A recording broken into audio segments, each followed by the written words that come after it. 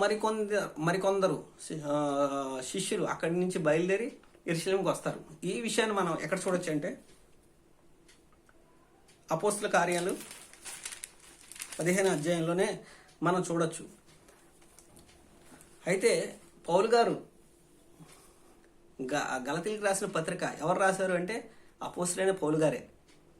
ఎక్కడి నుంచి ఏ ఏ సమయంలో రాస్తారు అంటే క్రీస్తు పూర్వం 50 నుంచి 53 సంవత్సరాల మధ్యలో రాసి ఉండొచ్చు, లేదా 50 క్రీస్తు శకం 50లో రాసి ఉండొచ్చు. క్రీస్తు శకం 50 నుంచి 53 మధ్యలో కావచ్చు, లేదా క్రీస్తు శకం 58లో కావచ్చు.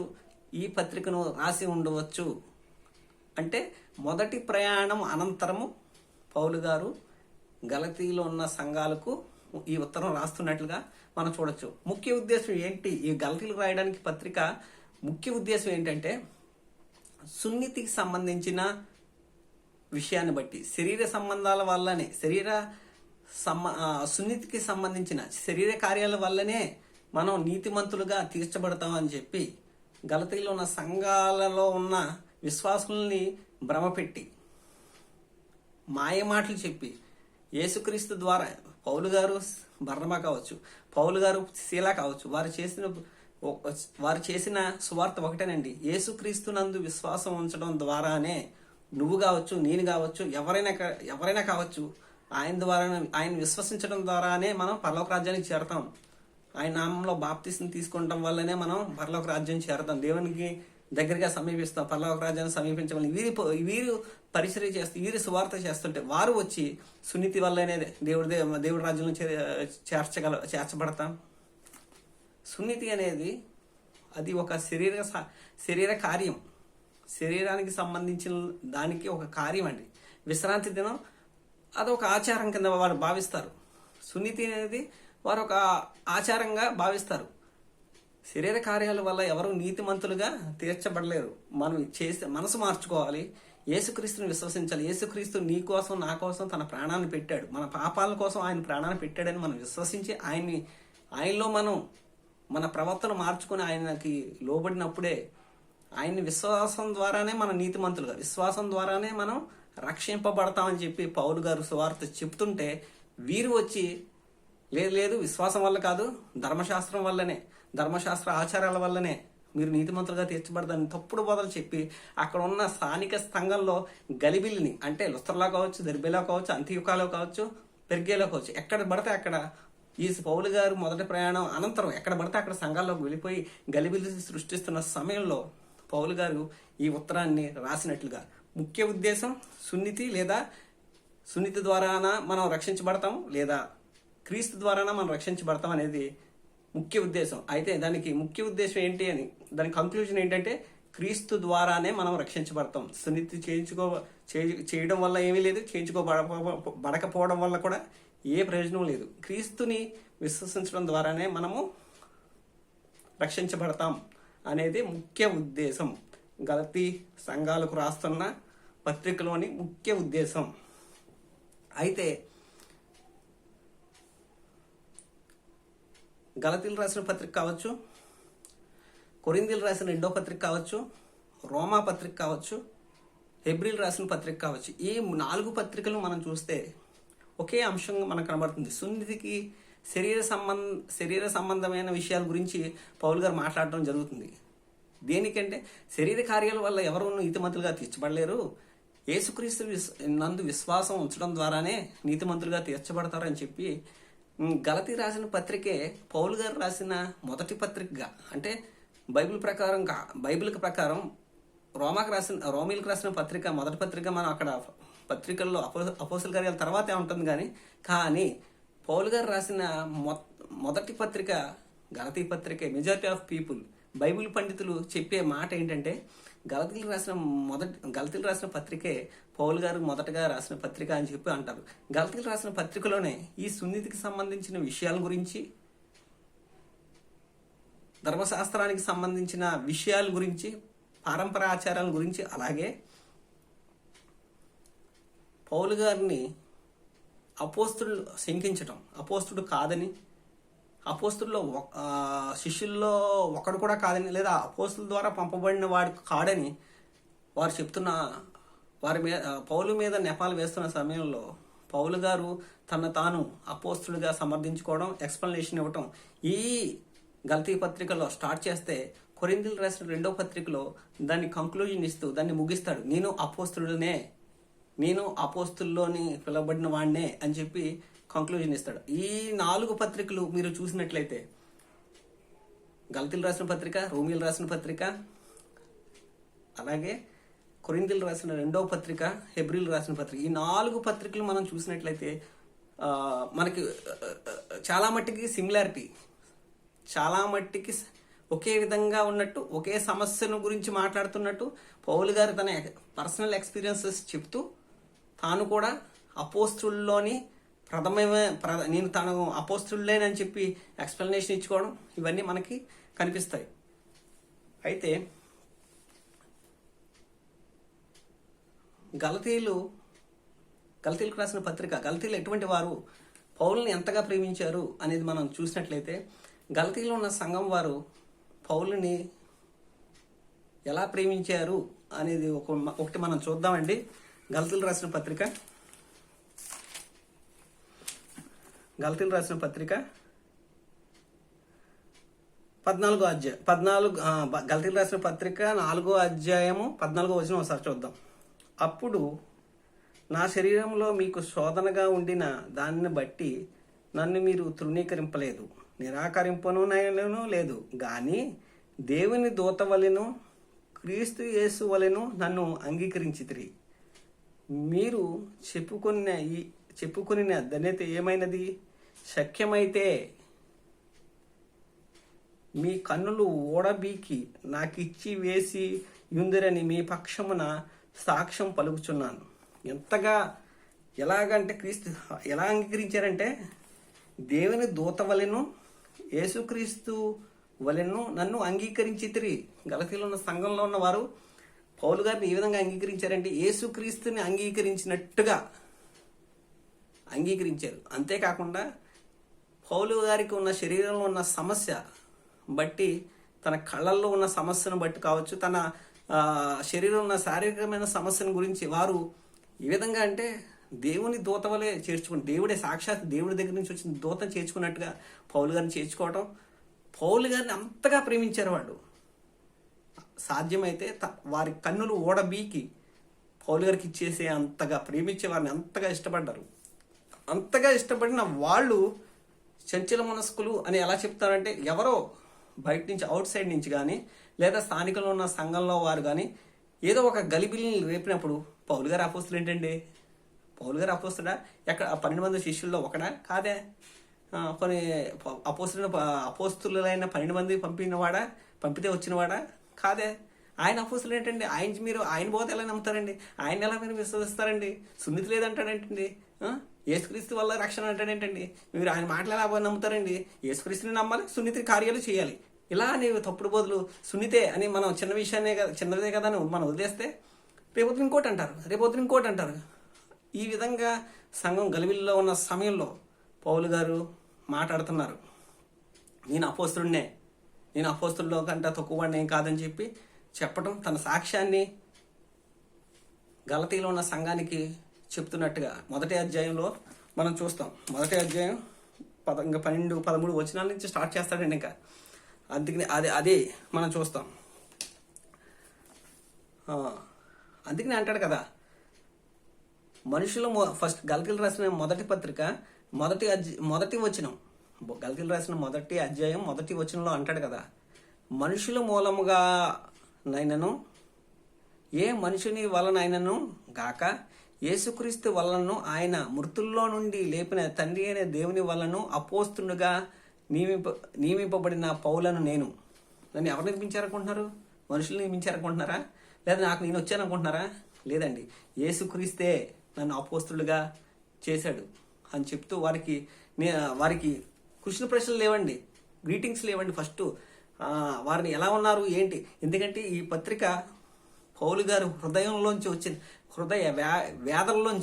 హృదయంలో ఉన్న ఆవేదనలోంచి రాసిన పత్రిక అండి. అక్కడ సంఘాన్ని ఎంత కష్టపడి కట్టాడంటే నిజంగా లుస్త్రలో చచ్చిపోయాడు అనుకున్నారండి. పౌలు గారు చనిపోయారని చెప్పి ఊరి అవతలకి వీడ్చికెళ్ళిపోయిన తర్వాత మళ్ళీ అదే పట్టణంలోకి వెళ్ళి సువార్తను చెప్పి అనేక మందిని రక్షిస్తాడండి. సువార్తను చెప్పి యేసే క్రీస్తుని వారికి బోధిస్తే వారు అనేక మంది విశ్వాసం ఉంచారు. ప్రాణాలకు తెగించి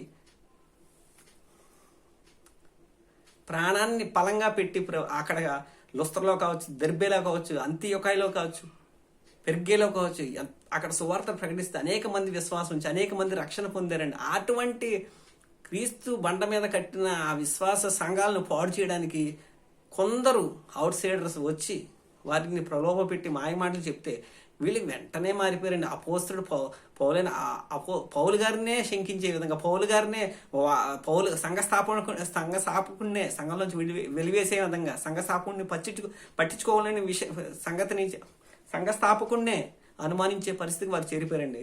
తప్పుడు బోధకుల వల్ల, తప్పుడు మాయ మాటలు, తప్పుడు బోధన చెప్పే వారి వల్ల సంఘంలో గలిబిలి. ఇదే విషయం మనం చూస్తాము. అదే అంటాడు. అందుకనే కదా మొదటి అధ్యాయము 6వ వచనం మనం చూస్తే, క్రీస్తు కృపను బట్టి మిమ్మల్ని పిలిచిన వారిని విడిచి భిన్నమైన సువార్త తొట్టకు మీరెంత త్వరగా తిరిగిపోవుట చూడగా నాకు ఆశ్చర్యం అగుచున్నది. అది మరి యొక్క సువార్త కాదు గాని యేసుక్రీస్తు సువార్తను చెరపగోరి మిమ్మల్ని కలవరపరిచే వారు కొందరున్నారు. మేము మీకు ప్రకటించిన సువార్తను గాక మరి యొక్క సువార్తను మేమైనను పరలోకము నుండి వచ్చిన ఒక దూతైనను మీకు ప్రకటించిన ఎట్లా అతడు శాపగ్రస్తుడగును గాక. మీ ప్రకటించిన సువార్త ఒకటే, సిలువ వేయబడిన క్రీస్తునే, మనిషిని ప్రాణంగా ప్రేమించి మనిషి కోసం తన ప్రాణాన్ని పెట్టిన యేసునే మేము ప్రకటిస్తున్నాం. ఆయన ఏ తప్పు చేయకపోయినా నిన్ను నన్ను ప్రేమించి నిన్ను నన్ను పరలోక రాజ్యాన్ని తీసుకెళ్ళడానికి ఆయన రక్తం చిందించి పరలోకంలో మన కోసం రెండో రాకడలో మనం కలుసుకోవడానికి ఆయన వెయిట్ చేస్తున్నాడు.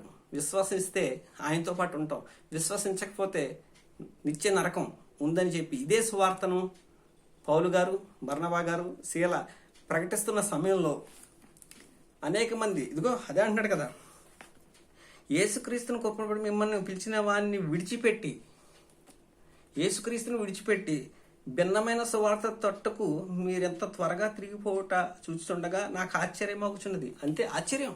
చెంచల మనసుకులు ఎవరో వచ్చి ఏదో చెప్పారండి. ఇతనేం పౌలు గారు చెప్పిన సువార్తకి వారు ఏదో సంఘంలోకి వచ్చో లేదా సంఘాలను బయట నుంచి వచ్చో ఏదో మాట అంటే త్వరగా మారిపోవడం, చెప్పిన సువార్తను విడిచిపెట్టి వేరే తప్పుడు బోధకు తిరిగిపోవడం, వారి సంఘంలో గలబలి రక్షణ మార్గంలో తప్పించడానికి అబద్ధ బోధకులు అక్కడ ఆ రోజు సంఘంలో ఉన్నప్పుడు పౌలు గారు ఆ సంఘాలని సరిచేయడానికి ఉత్తరం రాసినట్లుగా మనం చూస్తాం. అలాగే ఇంకా మనం చూసినట్లయితే, నేను మనుషులను సంతోషపెట్ట కోరుచున్నానా, నేను ఎప్పటికీ మనుషులను సంతోషపెట్టు వాడనైతేనే క్రీస్తు దాసుడను కాకపోదును. నేను మనుషులను సంతోష పెడితే నేను క్రీస్తు దాసుడిని కాకపోదును అంటూ, సహోదరులారా నేను ప్రకటించిన సువార్త మనుషుని యోచన ప్రకారమైనది కాదని మీకు తెలియజెప్పుచున్నాను. నేను ప్రకటిస్తున్న ఈ సువార్త మనిషిని ఆలోచనలోంచి పుట్టలేదండి అంటూ, మనుషుల వలన దాన్ని నేను పొందలేదు, మనుషుని యోచనలోంచి రాలేదు, మనుషుల వల్ల కూడా నేను పొందలేదు. అది ఎవరి వల్ల పొందాను అంటే, నాకు ఎవడం దాన్ని బోధింపలేదు కానీ యేసుక్రీస్తు బయలుపరచడం వల్లనే అది నాకు లభించినది. ఇక్కడి నుంచి సాక్ష్యం చెప్తాడు, ఆయన సాక్ష్యం చెప్తాడండి. నాకు ఈ సువార్త ఎక్కడి నుంచి వచ్చింది అనుకుంటున్నారు? మనుషులు ఎవరు నాకు బోధించారనుకుంటున్నారా? లేదా నా ఆలోచనల నుంచి పుట్టింది అనుకుంటున్నారా? లేదండి, యేసుక్రీస్తే నాకు ఈ సువార్తను బయలుపరిచాడు. అది ఎలా అంటారా? ఇదిగో తన సాక్ష్యం చెప్తున్నాడు. పూర్వమందు యోధా మతస్థుడున్నాయి ఉన్నప్పుడు నేను దేవుని సంఘమును అపరిమితంగా హింసించి నాశనం చేయొచ్చు, నా పితరుల పారంపర ఆచారమందు విశేషశక్తి గలవాడినై నా స్వజాతీయులలో నా సమాన వయస్కులైన అనేకుల కంటే యూదామతంలో ఆధిక్యత నొంది నా నడవడిని గురించి మీరు విందురు. అంటే ఏంటంటే, మీరు ఉన్నారు, పూర్వం నేను యూదామత ప్రావిష్టుణ్ణి, మత ఉద్ధరణగా నేను మతాన్ని ప్రకటిస్తున్న సమయంలో నా తోటి వయస్కుల వారందరికీ అగ్రపీఠే నాది. కానీ నేను యెరూషలేములో ఉన్న సంఘాన్ని, అంటే క్రీస్తుని విశ్వసించిన వారిని హింసిస్తున్న వాడినై ఉండి యెరూషలేములో ఉన్న సంఘాన్ని నాశనం చేసి, యెరూషలేములో ఉన్న క్రైస్తవుల్ని హింసకు గురి చేసి, అలాగే అక్కడి నుంచి నేను పెద్దల ద్వారా పత్రికలు పొందుకొని సిరియాలో ఉన్న దమస్కును వెళ్ళి ఆ దమస్కులో ఉన్న క్రైస్తవ సంఘాన్ని కూడా నాశనం చేద్దామని చెప్పి నేను పత్రికలు పట్టుకొని సైన్యాన్ని వెంట పెట్టుకుని గుర్రం మీద వెళ్తున్న సమయంలో మధ్యాహ్నం వేళ ఒక వెలుగు, దమస్కు ఇంకా కొంచెం దూరం ఉందనగా ఒక వెలుగు అకస్మాత్తుగా రావటం, వచ్చినప్పుడు ఆ వెలుగుని చూసి నేను కింద పడ్డం, నా గుర్రం నుంచి నేను కింద పడినప్పుడు నాకు చూపు కానరాకపోవటం, నా సైన్యం కూడా అక్కడ పడిపోవటం, గుర్రాల మించి పడిపోవటం, మూడు రోజులు కళ్ళు కనబడక నేను తడువులాడడం, చూపు లేకే దమస్కు పట్టణంలోకి వెళ్ళడం. మూడు దినములైన తర్వాత అన్నయ్య అనే ప్రవక్త వచ్చి నా గురించి ప్రార్థించడం, ఆ తర్వాత నేను చూపు పొందుకోవడం, వెంటనే బాప్తీసం తీసుకోవడం, వెంటనే బాప్తీసం తీసుకున్న తర్వాత సమాజ మందిరంలోకి వెళ్ళడం. ఎక్కడైతే దమస్కులోనే, ఏ దమస్కులో అయితే నేను హింస కలుగు చేద్దామని యేసుకి వ్యతిరేకంగా ప్రయాణమై వెళ్తున్న నన్ను యేసు నాతో మాట్లాడాడు. అప్పుడు ఏం మాట్లాడాడంటే, సౌలా సౌలా, నువ్వు నన్ను ఎందుకు హింసిస్తున్నావు అంటే, నువ్వు ఎవడో ప్రభు అంటే, నువ్వు హింసిస్తున్నా యేసును అనగానే, ప్రభు నన్ను ఏం చేయమంటావు ప్రభు అని అడిగినప్పుడు, నువ్వు నా కొరకు సాధనంగా ఉండబోతున్నావు, నువ్వు నా కొరకు పనిముట్టుగా ఉండబోతున్నావు, నువ్వు నా గురించి ప్రకటించబోతున్నావు అని చెప్పి, నువ్వు నా కొరకు సాధనంగా ఉండాలి అని చెప్పినప్పుడు పౌలు గారు ప్రభు ఇచ్చిన పిలుపును అందుకొని దమస్కులో ఉన్న పట్టణంలో ఉన్న క్రైస్తవులను హింసించడానికి వెళ్తున్న సమయంలో ప్రభు ఎప్పుడు నన్ను ఎన్నుకున్నప్పుడు, సాధారణంగా మార్చినప్పుడు, నేను అదే దమస్కులోకి వెళ్ళి యేసే క్రీస్తని సమాజంలో ఉన్న వారందరికీ సాక్ష్యం ఇచ్చిన తరువాత అక్కడున్న యూదులు నన్ను చంపేద్దామని చెప్పి పన్నాగాలు పన్నారు. ఆ సమాజ మందిరంలో యూదులతోనూ అన్ని జాతులతోనూ అన్యులైన వారితోనూ అనగా గ్రీకు దేశస్తులతో నేను తర్కిస్తుండగా అక్కడ నన్ను చంపేద్దాము అని పన్నాగాలు పన్నుతున్న వేళ నేను అక్కడి నుంచి తప్పించుకొని, అదే విషయాన్ని మనం కొరింథీయులకు రాసిన రెండో పత్రిక 11వ అధ్యాయము 32వ వచనంలో మనం చూస్తాం. కొరింథీయులకు రాసిన రెండవ పత్రిక 11వ అధ్యాయం 32వ వచనం. దమస్కులో అరేతా అను రాజు క్రింద ఉన్న అధిపతి నన్ను పట్టగోరి కావలి ఉంచి దమస్కీయుల పట్టణములను భద్రం చేసెను. అప్పుడు నేను కిటికీకుండా గోడ మీద నుండి గంపలో దిప్పబడి అతని చేతిలో నుండి తప్పించుకొని పోతిని. అరేతా అనే రాజు ఆ సమయంలో, రాజుగా ఉన్న సమయంలో అతని అధిపతి పట్టణాన్ని పౌలు గారు వచ్చారు, పౌలు గారు వచ్చి హింసిస్తాడు అనుకున్న పౌలు మారిపోయి క్రీస్తుని ప్రకటిస్తున్నాడు. పట్టణం మొత్తం మారిపోతుంది. ఆయన సువార్త విని యేసే క్రీస్తు అని చెప్తుంటే వారు విని విశ్వసించి అనేక మంది మారిపోతున్నారండి. వారు ఒక కలవరం, ఒక గలిబిలి, వారు పడిపోయి పౌలుని చంపేద్దామని చెప్పి పట్టణాన్ని మొత్తం గస్తీ కచ్చేస్తే, గస్తీ కాసిన వేళలో కొందరు సహోదరులు పౌలు గారిని కిటికీ గుండా కిందకు దింపి అక్కడి నుంచి పౌలు గారిని పంపించేసినట్లుగా పౌలు గారు అక్కడి నుంచి అక్కడి నుంచి బయలుదేరి కొంతకాలం అరేబియా దేశానికి వెళ్ళిపోతారు. అరేబియా దేశంలో వెళ్తారు. అరేబియా దేశంలో 3 సంవత్సరాలు ఉంటాడు. అక్కడ ఉండి ఏం చేస్తారు అంటే దేవునితో సహవాసం, దేవునితో. ఇప్పుడు యేసుక్రీస్తు 40 రోజులు అరణ్యంలో ఉన్నాడు. ఏం చేశాడంటే దేవునితో సహవాసం. మోషే 40 సంవత్సరాలు అరణ్యంలో ఉన్నాడండి. అరణ్యంలో ఉంటాడు. మోషే 40 దినాలు 40 సంవత్సరాలు ఐగుప్తు దేశం సకల విద్యలు ప్రావీణ్యం అయిన తర్వాత ఐగుప్తుని చంపి 40 సంవత్సరాలు మిద్యాను అరణ్యంకి వెళ్ళిపోయి అక్కడ ఉంటాడు. ట్రైనింగ్ ఏం చేశాడంటే ట్రైనింగ్. అలాగే పౌలు గారు కూడా అరేబియాకి వెళ్ళిపోయి అక్కడ అరేబియా దేశంలో 3 సంవత్సరాలు ఉన్న తర్వాత మళ్ళీ అక్కడి నుంచి యెరూషలేముకి వస్తాడు. ఫస్ట్ టైం యెరూషలేముకి వస్తాడు. యెరూషలేముకి వచ్చినప్పుడు పౌలు గారిని అలాగే పరిచయం చేసుకోవాలనుకున్న వేళ పౌలు గారికి పేతురుని పరిచయం చేసుకుందామని చూస్తున్న వేళ పేతురు గారు పౌలు గారికి కనిపిస్తారు. కనిపించిన తర్వాత 15 రోజులు అక్కడ ఉంటాం. అలాగే యేసుక్రీస్తు సహోదరుడైన యాకోబు గారు కూడా ఈలోపు కనిపించడం, సంఘ పెద్దలుగా ఉండటం, యాకోబు గారు సంఘ పెద్దగా ఉండటం, అలాగే పౌలు గారితోని యాకోబు గారితోని 15 రోజులు అక్కడ ఉంటూ అదే ఉన్న ఆ సమయంలోనే అక్కడ ఉన్న యూదులతో తర్కిస్తూ ఏసే క్రీస్తని, యేసు ద్వారానే రక్షణ అని వారిని బోధిస్తున్న సమయంలో అక్కడ పౌలు గారిని చంపేద్దాము, అక్కడ కూడా వ్యతిరేక, ఎక్కడ సువార్త చెప్పినా పౌలు గారు ప్రాణానికి తెగించే సువార్త చెప్పారండి. తన ప్రాణానికి కాదనుకునే సువార్త చెప్పారు. అందుకనే రాస్తాడు కదా, బ్రతుకుట క్రీస్తే, చావైతే మేలే, బ్రతికితే క్రీస్తు కోసమే, చనిపోతే క్రీస్తు కోసమే, నేను నా బ్రతుకు వల్ల కానీ నా చావు వల్ల కానీ క్రీస్తుకి మహిమ రావాలని చెప్పి పౌలు గారి యొక్క పట్టుదల.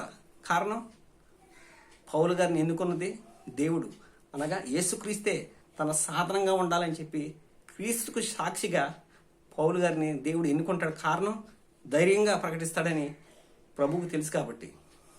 అక్కడి నుంచి ఆ సహోదరులు ఆ యెరూషలేములో ఉంటే ఇంకా పౌలు గారిని చంపేస్తారని పౌలు గారిని అక్కడి నుంచి సహోదరులు తార్సు అనే పట్టణానికి పౌలు గారిని సాగనమ్ముతారు. తార్సు అనేది పౌలు గారి పట్టణం. తార్సుకు వచ్చేసిన తర్వాత ఈలోపు యెరూషలేము నుంచి అంతియోకాకి బర్నబా గారు రావటం, అక్కడ పరిచయం చేస్తున్న సమయంలో ఇక్కడ పౌలు తార్సులో ఉంటాడు కదా అని తార్సులో కలుద్దామని చెప్పి తార్సుకు వెళ్తాం. తార్సులో ఉన్న పౌలును కనుగొని మళ్ళీ అంతియోకాకి తీసుకురావడం, పౌలు గారు బర్నబా కలిసి 1 సంవత్సరం అంతియోకాయలో సేవ చేసిన తర్వాత అక్కడి నుంచి పౌలు గారు బర్నబా మార్కుని వెంట పెట్టుకొని మొదటి మిషనరీ జర్నీని స్టార్ట్ చేస్తారు. ఇది మొత్తానికి కలిపి 10 సంవత్సరాలు. పౌలు గారు రక్షించబడిన తర్వాత 10 సంవత్సరాలు అయిన తర్వాత మొదటి మిషనరీ జర్నీ స్టార్ట్ చేస్తారు. మొదటి మిషనరీ అంటే 10 సంవత్సరాలు ఏం చేశారంటే దేవునితో సహవాసం, దేవునితో ట్రైనింగ్ పొందుకున్న తర్వాత మొదటి ప్రయాణం మిషనరీ జర్నీ స్టార్ట్ చేస్తారు. చేస్తూ గలతీ ప్రాంతాన్ని సందర్శించి అక్కడ శిష్యులను తయారు చేసి అక్కడ సంఘాలను స్థాపించి తిరిగి వచ్చిన సమయంలో అంత్యోకాయకు వచ్చిన తర్వాత సమస్య వచ్చిన తర్వాత అంత్యోకాయలో ఉన్న సమస్యను బట్టి యెరూషలేముకి వెళ్ళటం, యెరూషలేములో ఆ సమస్యను సాల్వ్ చేసుకుని మళ్ళీ తిరిగి రావటం, ఆ తర్వాత సహోదరులకి ఇది దృఢపరచడం మనం చూస్తాం. 2వ అధ్యాయం గలతీలు రాసిన 2వ అధ్యాయంలో అదే ఉంటుంది. స్టార్టింగ్ లో చూడండి మీరు, అదే ఉంటుంది. గలతీలు రాసిన 2వ పత్రిక, గలతీలు రాసిన 2వ అధ్యాయంలో కూడా అదే ఉంటుంది. అటు పిమ్మట 14 సంవత్సరములైన తరువాత నేను తీతుని వెంట పెట్టుకుని బర్నబాతో కూడా యెరూషలేముకు తిరిగి వెళితిని. ఇది ఎప్పుడైంది అంటే మొదటి మిషనరీ జర్నీ అయిన తర్వాత, మొదటి మిషనరీ జర్నీ చేసిన తర్వాత అంత్యోకాయకు వచ్చినప్పుడు అంత్యోకాయలో ఉన్న సమస్యను బట్టి